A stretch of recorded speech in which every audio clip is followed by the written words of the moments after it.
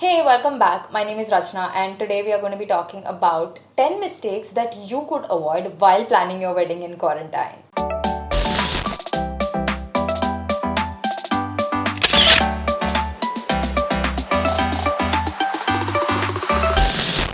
Hey, my name is Rachna, and I'm the founder of the company Shutter Speed India. We are into wedding photography and wedding films.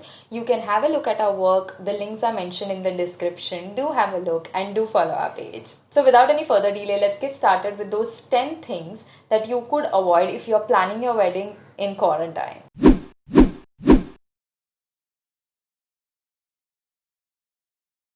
First, do not have your wedding in under less than a month. If you have your wedding, let's say 3 weeks from now, then I would not recommend. If you tell me that your wedding is more like after 4 weeks, then I think, yeah, you could go for it. Because, see, I know that it sounds like it's just a wedding and you have hardly 50 guests, and how much more time could it actually take? But trust me, wedding as a whole has a lot of things to be done. You need to have time to find a lot of good vendors. After finding, to talk to them, get your details, shortlist them, and after shortlisting, even book them. Do not hire vendors on the very last moment or leave to book them towards the end of your last week prior your wedding.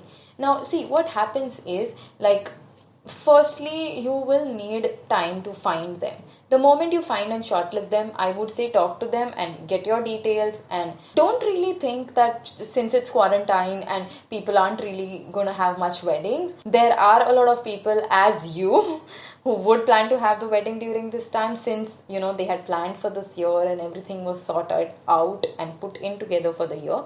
So don't leave it to the last minute. What if you thought that, okay, hey, you were definitely going to find the person available, and if the vendor is not available, then again it's going to be your loss. You will have to go through that entire section of finding, shortlisting, and then again booking. So do not hire the vendors at the very last moment. Just take and do it in advance. Do not avoid makeup trials. Now, how much ever you try to book a makeup artist through a reference, of course it's a good thing. On telephonic conversations, on video calls, everything is fine. But trust me, makeup is that one thing, if gone wrong, can ruin your entire wedding day. Okay, like one small error and it's going to be on your face, right? So whatever it is, just request the makeup artist that you really want a trial, because when you have the trial, it gives the time for the makeup artist to understand your skin. Now, let's assume certain products didn't suit me, but if I go to her on the wedding day when she realizes, oh my god, this product didn't suit me, and some breakout came up on the wedding day, I am going to be really upset, right? And so would she, because she will feel, oh my god, I mean, my client just got a breakout because of these products. If I wish I knew it earlier, so you don't want to have that ifs and buts. Trust me, just get your trial done. Once you get the trial done, in case of any breakouts, you will have some time. So also keep this in mind that you want to do the trial at least 1 month prior, because in case there is something that goes wrong, you have a little bit of time to sort it out, go to a doctor and get it treated.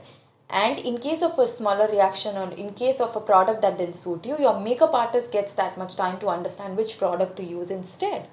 Right? See, it's an intimate wedding, okay? And you really need to cut short on the guest list who is going to be coming to your wedding, okay? So consider that you need to have a team of 50 people coming for your wedding only, which includes your relatives, your loved ones, your friends, the photographers and videographers, and the caterers.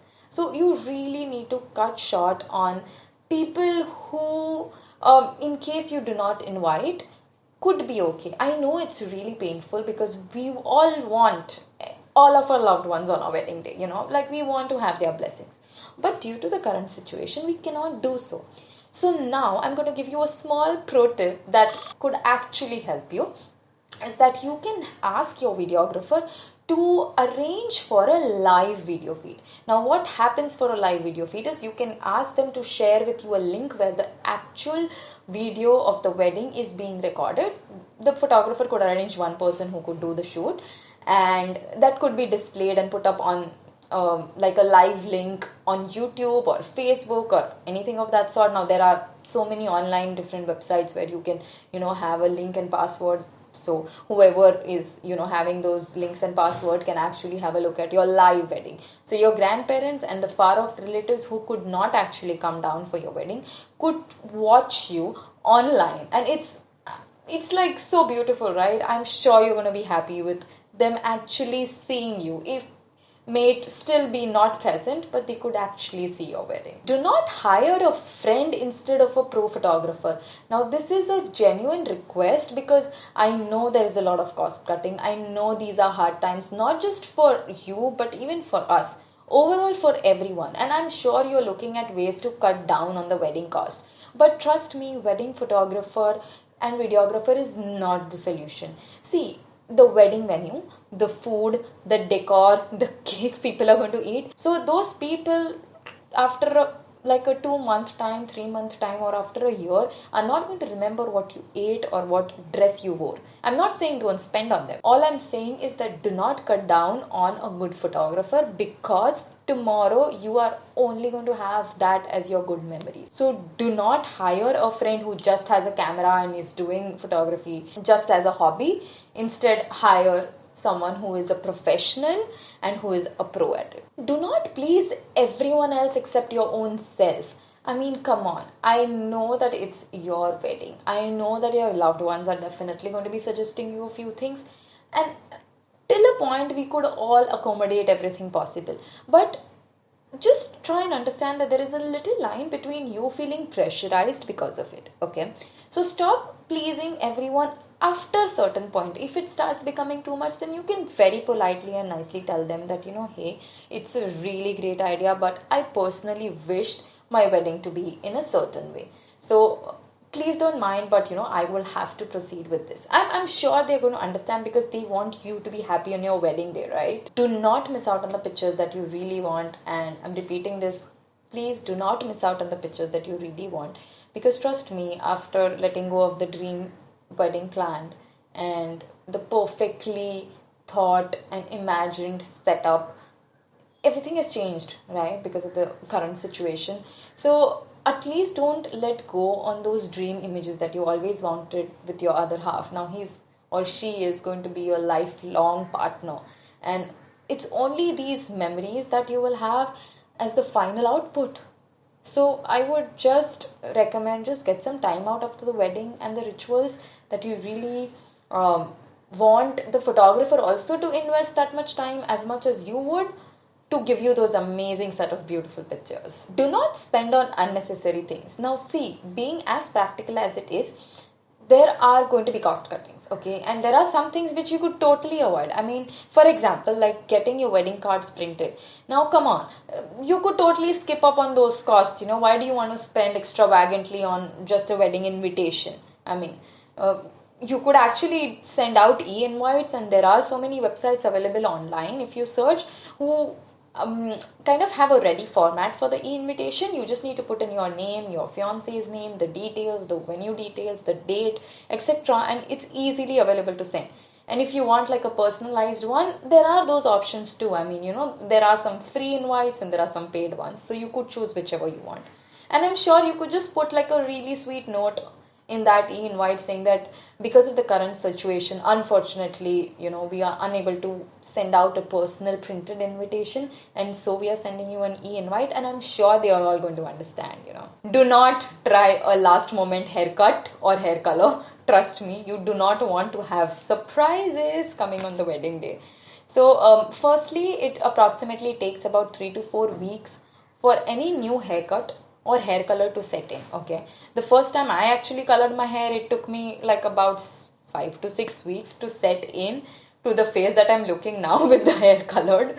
So if you've already colored and done some specific type of hair color that it's okay to do, because you know how it's going to come out, right? But some new color, no, big no. A new hairstyle, no, because you don't know how it's going to be, and you do not want to take any sort of risks for such weddings, such immediate weddings, I would say. Do not forget what this day is about. It's about you. It's about your love with your loved one, right?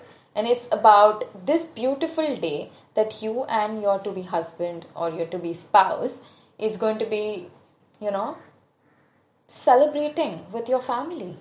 It's a beautiful celebration of your love. So despite of all the ups and downs that you could actually face in the wedding, trust me, it's going to happen. We've captured so many weddings, I'm telling you with experience. It's going to happen, but it's okay. A little hiccups are always okay. It At the end, it's it doesn't matter.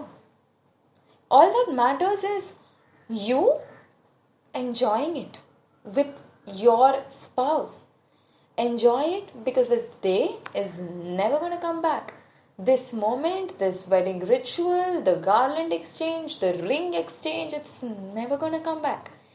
So, whatever may it be, calm yourself, relax, and at the end, enjoy your day. I hope these 10 things you keep in mind and these 10 mistakes you totally avoid if you're planning a wedding in quarantine. And if this video was really helpful, I will request you to please subscribe to our channel. The link is there. Just hit the subscribe button. Every subscriber counts. And we have our link to our Instagram page and the website and our work links below. You can have a look at them. Do follow us on Instagram and take care. Have a great day. Bye. Be safe. Bye.